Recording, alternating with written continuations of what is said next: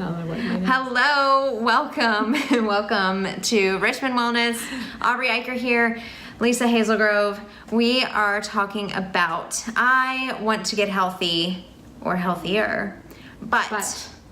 So, just things that you're coming up against, challenges, situations, walls, yes, that are hindering you from making those steps, those decisions, and those action steps to move forward, having a healthier life, healthier lifestyle, health, fitness, wellness, all of the above, moving forward in your journey. So today, first off, before we even go anywhere, if you have any, I almost call them objections. If you have any challenges, if you have any objections to getting healthy, we want to hear it. We want to know. We want to hear from Why? you. Why? What's going on? But no, seriously, same thing. Let us know if there's something that you're coming up against a wall, yes, like please. whatever. Leave it in the comments. Reach out to us. We'd love to talk about it and share it. This is our goal to get on here and share it with you. Start a things that will conversation. help. Yeah, start a conversation. This is not us just talking to you. It's supposed to be both ways. So come on, y'all. It's like I tell my class at U of R. Y'all need to talk to me, okay? Don't just be crickets out there. Yes. I need interaction, please. Yes, absolutely. So today we're talking about I don't have the time. I want to get healthy, or I want to get healthier. Or healthier, right. But I don't have the time. No. How can I find the time? And I like to come at this from a value standpoint. I like to dig deep with my clients. That's why I call myself more so a holistic personal trainer versus just a raw personal trainer. I'll get you fit. It more so like what's really going on here? Like what is going on underneath the surface that, you're really not having time for this. And that can be very true if you've got, any number of variables, life variables under the sun. We've got kids, we've got, spouse, we've got, work, we've got business, we've got all of the above. We have parents. Activities, parents, yes. Yeah. Hello. Mm-hmm. All of the above. And I really like to come back to, okay, what if you could identify them? And do you know this question off the top of your head? Could you rattle them to us? Mm-hmm. What are your top values in your life? Okay, for a lot of us, that's family, right? For a lot of us, that's having fulfilling work, something that we're contributing to, maybe giving back to the community in some sorts or some capacity. For others, it is our health. And that when I sat down and I really had to do like an overhaul, you were talking about on the last video of just like you were getting back to what you want and what makes you happy. And I was doing something very similar. Who is Lisa Hazelgrove? Yes. That question, I couldn't answer that question. Yeah. I had no clue who I was, what I wanted, where am I going? And all of these are coming at me, and I was feeling overwhelmed. Yeah. And I just, had to start somewhere. I found the common ground that I was working with my son and myself, and as far as, depression, anxiety, ADD, I had allergies, he had asthma, and I thought, what's the commonality here? And that told me where to start, i.e. that's where my journaling has come from. And now that I offer that, they actually have to do it in class because they have to journal for 4 weeks. And it's a personal journal. It's what foods are they eating. It's what alcohol, how much water. That's really good. And I'm looking at the ratio of that. They're rating their sleep on a 1 to 5 scale. How was your sleep? You'd be surprised how many put down excellent. I was like, really? It's excellent? Okay, I'm going to challenge you. I want to challenge you on that. But so with that, I really had to sit down and say, okay, what are the things that are most important to me? And for me, my health and my own personal well-being was very much so at the top of my agenda, because I realized that if I had spent back up 1 second, I had spent so much time and energy like taking care of all the people around me and trying to please everybody else and make sure that they were happy. And how many maybe of us you can relate. Do that? Right. Yeah. And I was taught that. It was very self-sacrificial. It was honorable. It was, like, this is what you do. Like, you're a giving person. And I'm totally all for being a giving person, but if you don't have it in you, then you can't give it out. And if you're not receiving back in and rejuvenating and knowing who you are, then you just get lost in the fuzz and really wind up becoming, at some point, at least for me, I was resentful, I was depressed, I was angry, Yes. About just feeling like I wasn't being compensated, like that I was giving out and these people weren't giving back to me and yada, yada, yada, yada. What's my ROI here, right? Right. What's my return on investment? So I had to get back to me and say, okay, health is so important to me. Yeah. And then from there, okay, if health is one of your most important values, then how does that translate into actions? How does that translate into your scheduling? Exactly. Because I was once told that, where you spend your money is where your heart is. I would like to say where you spend your time is also where your heart is. So it's like, how can you make it do on a regular basis? Yeah.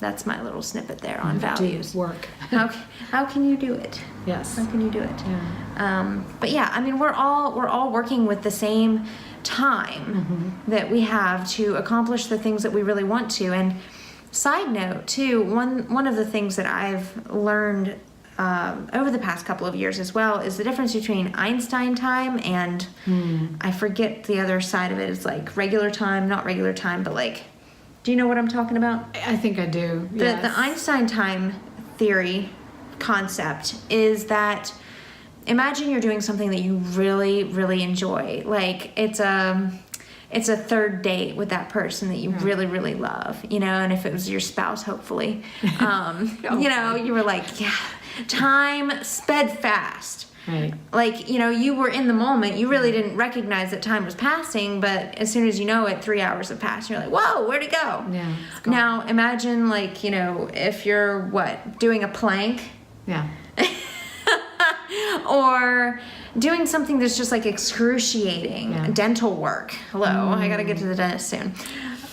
Things that you really just don't look forward to. How long do they seem to take? Right. So Slow motion. It's like, hurry up. Time is to our use.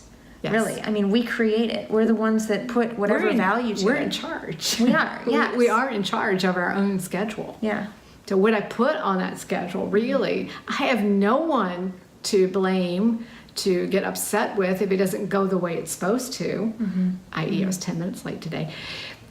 So that is I'm not going to say, mistake or bad or whatever. It was my responsibility to fit that in. And if I didn't get it in, I should have said, okay, fine, then I've got to table that to when I can get that in my schedule. And I didn't. I allowed myself to get off track, and i.e. 10 minutes out of my day today, I was behind, and I'm usually right on time. You are. I'm very much, you can count the seconds on your watch, but yeah, because I allowed that to happen to me, and I did allow it because I'm in control. So it really is just honoring that schedule. Yeah. And I like that word. Yeah. Yeah. Exactly. And that's more empowering than saying like, oh gosh, I have all these things to do and thus they control my life and my schedule and everything else. And it's like, yeah, but no. I mean, like maybe today because those are commitments that you've made, but at any given time you can make a different decision if you choose that something else is more important to you. Yes. If there's any number of scenarios that you could really throw in there. I don't want to get morbid, so I won't go there. But if serious life changes occur, you've dealt with health condition. Yeah. So, and I forgot who it was. It doesn't really matter where I got it from, but they said to always schedule in empty time. And I never understood that. And she's like, that's for the what ifs that happen. And I thought, that's brilliant and I didn't do that. So that was missing in my schedule when I updated it. And I just kind of thought it wasn't important, right, anymore. But you've got to schedule the what ifs in there for things that do happen during the day, that do come up, Hopefully it's not something, of grave, to do with family that, someone's hurt. But you got to be able to incorporate that into your schedule. Yeah. So Yeah. the what if thing. Yeah. Margins. Yep. Margins. Travel time. That's a huge thing. Yep. Travel time. How long is it going to take me to get there? Right? Exactly. Don't Yeah. plan on the time that you need to get there. Plan on the time you need to leave. Exactly. To get there. That's what I always try to Yes. shoot for, is that, okay, the end of it at 1, okay, you need to leave here by, 12:45. Or, Yes. Yeah. Yes. And I use, do you use Waze? I haven't. I have in the past, but no, I've been using the maps. And the maps is pretty good, too. good. It Yeah. will remind me that, hello, You need to leave. If you're Yes. not ready to leave yet, you better be, because Yeah. you're not going to make it on Well, time. that's super helpful too, because Yeah. I did go to a yoga class yesterday, and it was at 6:00, and I have to go across town. It's in the West End. Yeah. And I dislike traffic. Yeah. I just don't do well with it, but it's okay. We made it. It's all good. I didn't, cuss I get to anybody go in out. traffic today. Right. Okay, I get it. All right, I'm being a baby. I don't like traffic just as much as you don't like traffic. But so one of the things that I did was within that, so at 5, so the class was at 6, and at 5:00, I was still working on my computer. I was doing some stuff at the studio here. I was working, and I said, you know what? I know it usually takes me 15 minutes to get there, but but there's that but. why don't I open up that app, and it'll tell me if I want to get there at 6, what time I'm going to need to leave. Oh. And it told me, it said, well, if you want to get there at that time, you're going to have to leave 25 minutes beforehand, not 15. And I'm really glad that I did that. Because you don't know. It's just different times of day, whatever. Or you get to that intersection like I did today at Lux Lane, and you're going, oh, great. They've got a workman out here with a stop sign. I was like, Right. Wonderful. Just turn the radio up and say, you're not going to be on time. Right. Send a little text. Send a That's all text. right. I am not going to make All it right. on time. It's all good. Be It is safe. all good. Yes. Oh, No. So, what were you going to say? So one of the things I was going to say about if you want to make sure that you have time to do things, I want you to look at your sleep. And, I'll agree with that. Yep. And, that if you are getting that amount of sleep that the body needs, then you would have more energy, which in turn would give you more time. And my students, I'm trying to instill that in them, that they, pulling all-nighters really does not work. Right. First of all, they don't retain, if they're studying and they don't sleep on it, they're actually not retaining that information. And it happens the first night. Yeah. And it's cumulative, which is interesting. David Dinges is a scientist, and I forget with what institute he's with, but he did a study with that. Yeah, it happens right away after that first night that you did not retain it. It did not download to the mainframe, this computer right here. So you basically wasted your time. So basically you wasted your time studying. Have you ever, and I remember, it was a long time ago, but I do remember at VCU studying and cramming for an exam, and I get in there and I went, I know this. Why can't I answer this question? Wow. And it had left me already. Yeah. Because I did not sleep on that information. Yeah, I can attest to that too. And I think that we all know that sleep can help us get more energy. Like, duh. Literally give us We more all time. know. But that's the thing. Right. So I told you just earlier here that I've been focusing on getting all my sleep in. Yep, So yep. 7.5 hours, I usually get 5.5, maybe 6.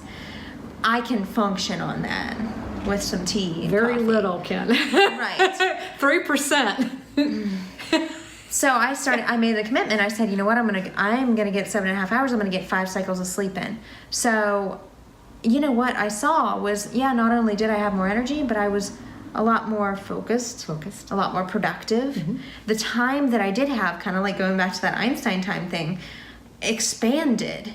I mean, I've had times where I've looked at the clock and I was like, wow, I have time. I know, right? It's like a precious little jewel. It's Right. like, wow, I have extra time. Yeah. Whereas honestly, I used to skip out on some time because I was like, who has time for that? Well, it's because you're more productive. You're more productive because you are more alert. So you're getting more done, and it was actually been proven, many study after study, that a lot of people have gone to 4-day work weeks because they are getting their sleep, and they're able to get the work done. And what happens is they're not having to hire anybody extra come in and finish your work, because you are taking work. I'll never forget the lady I was working with, and I said, well, what time are you going to bed? She said, well, after I finally get the kids to bed, I'm really not going to bed till 2 or 3 o'clock in the morning. And I'm like, why? She says, because I'm working on work I brought home. She couldn't get it done at work because she was not productive enough, because she didn't have the sleep that her body needed to be able to work at a quicker pace. And she's bringing work home to get it done. Yeah. Yeah. And that's not helping her health. And it's not helping her health. No. Yeah. Put the oxygen on yourself first. Right. Yeah. Put your oxygen mask on first. I like that. So setting a scheduled time to go to bed and wake up helps to set the biological clock. Yes, we really do. And if I were standing, I would do what she did in My Cousin Vinny. She's stamping her foot that her biological clock is running out. Did you ever see My Cousin Vinny? No. Oh, best movie ever, except the F word must have been said about 100 times. You know what's funny is you said My Cousin Vinny, and I was like, no, were they on your recent page or something? No. Your cousin Vinny? No, oh, come on, you have seen the movie, right? Anyway. All of you probably have. I can't remember the actress's name, but she's stamping her foot going, my biological clock is running out. Oh, sorry. Just had to go there. I picture her every time I say that. Yeah. But it and that will help you to function at your peak performance during the day. Yeah. Adding this natural energy to our sleep eases that transition from wakefulness to stage 1 sleep. For those of you who know what that means, it's like I'm lying there looking at the clock going, when am I going to go to sleep? Yeah, that transition should be a lot smoother. That's good. That's good. I think a lot of us don't like that transition because we don't like to sit there and do nothing.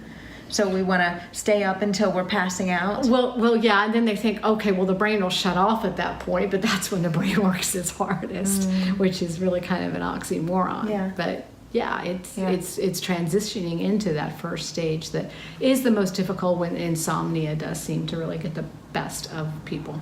I see. Yeah. Yeah. So further, if you're not finding the time, my question would be, okay, so we're saying, but I want to get healthy, or I want to get healthier, but I don't have the time. My question to you would be, this is going to sound a little hardball, but trust me, I'm putting the kid gloves on here. You have time for the things that you want to do. Okay. And my question, to take that a step further, because I don't just want to leave you hanging there and be like, oh God, she's rude. What is something that you can find that you enjoy that's healthier? If we're talking about nutrition habits, if we're talking about sleep, can you develop some type of a bedtime routine that makes sleep more enjoyable for you? Like take a bath before bed, listen to some soothing music, like read a book, like do something that you're gonna enjoy. Meditate. Yes. Nutrition. What is a recipe that's healthy that you've really, like, gosh, that looks like it would be good if I would just take the time to do it. Can you take that time to do it? Because it would be really tasty and you'd probably really love it and it'd probably make you want to do it more. How about fitness, exercise? What is an activity that maybe you can enjoy, and it's maybe not going to the gym? Maybe it's not, a traditional exercise. Maybe it's a dance class that you've thought about for a while and you think, oh man, maybe that would be fun. Salsa. Hey, you know how many salsa lessons there are around Richmond? Probably a lot. All kinds. I mean, and there are some too. I mean, like, check out, I was talking with someone about Dogtown Dance Theater the other day. They have an African type dance class on Saturday mornings. Really? Yes. And then they have a modern dance class on Sunday mornings, and it's like, I think it's donation based. I know that they're a nonprofit, I believe. That I did not know. Yeah. So there's options. Like, just check it out. Find stuff that you enjoy, because That again, that's going resonates with to you. expand that time. Yes, that resonates with you. What's going to speak to your soul? What's going to fill you up? Yeah. What do you Okay. notice your heart goes, ooh.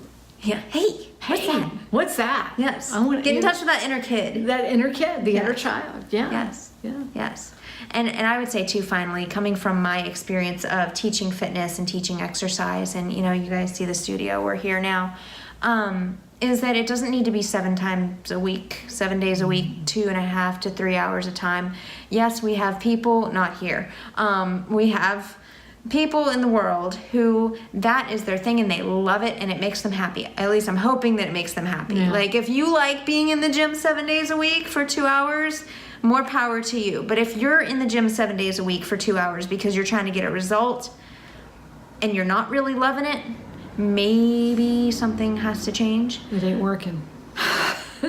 So Yeah. it doesn't have to be any type of way. I mean, honestly, 3 times a week, 30 minutes, and you can accomplish a lot. You can create greater health within your body with a 30-minute walk with Yeah. your family after dinner. And Like you're- anything is possible. And you're getting out of nature, so you're getting those. Hopefully it doesn't have a lot of smog where you are, but you're actually getting good air and looking at the trees and Yeah. walking out. Hopefully where it's a nice park or something, and Yeah. that in itself is boosting neurons in the brain. So Yeah. Yeah. So good. So it is good stuff. I want to get healthy, or I want to get healthier, but I don't have the time. Come back to your values. Is health really truly a value of yours? What are the values that are important to you, and how do they translate into how you use your time and how you spend your money? All of those kinds of things. How you use your resources. Sleep. Get enough sleep. Find ways to get enough sleep. Or contact me and let's figure out what's impeding that sleep. Why Yes. aren't you getting that sleep and achieving homeostasis or balance in your life? And I don't believe in the word impossible. Yeah. Yeah, No. anything's possible. But you have to open your mind. The only way that it's impossible is if your mind is closed off to it. Yeah, well, that's true. I once heard that the mind is like a parachute. It works best when it's open. I'm going to leave it at that. Yes. So find things that you enjoy, find things that make your heart sing, Yes. make it excited, and, don't make it to be more than it has to be. Healthy habits, healthy, lifestyle changes and that kind of stuff.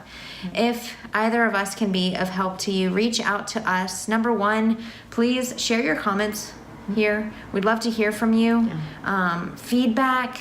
If you have a question, hey, I want to get healthy, but blah. Whatever. Tell us. Tell us. What is your... What's your dot? Yes, what's your dot? What's your wall? What are you coming up against? How can we kind of dissect this and go into it and yes, have some fun. Yeah. Do some salsa dancing. Yes. That's where I'm going. There we go. Let's go. So reach out. Lisa Hazelgrove. You can find her at lisahealthy.com. All of our information is going to be here. You know me, Aubrey Eicher. We look forward to talking with you and connecting. So Yay. have a great day, and we'll talk with you soon. Bye. Bye.